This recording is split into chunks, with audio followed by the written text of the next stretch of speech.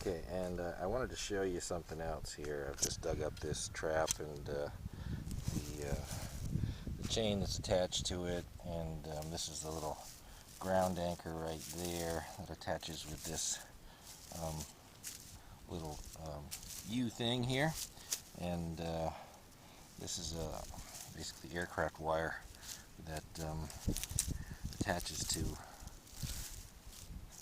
something that goes in the ground that gets driven in that way with a special tool into the ground, and then you yank on it and it pulls like this, and ultimately gets stuck in the ground that way,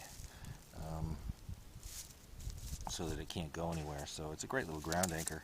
But what I wanted to show you right now is that this is the trap that I've had outside for, I don't know, a good week and a half or something like that, and it replaced another trap that was brand new, same age as this trap, that had only been in the ground a couple of days, and that trap was the one I caught the fox in. Now apparently fox pee is really caustic, because you know, this is a steel trap, looks like it's galvanized actually, but this is the trap that is the exact same age as the other one, was in the ground for less time, and the one that caught the fox.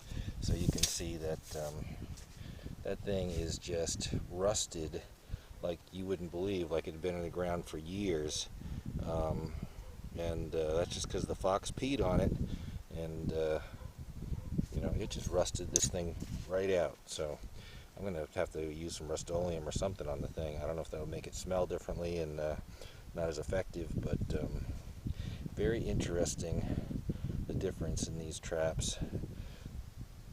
The one that caught the fox versus the one that did not. And this was, like I said, in the ground even longer, and you know, it doesn't show any weathering at all.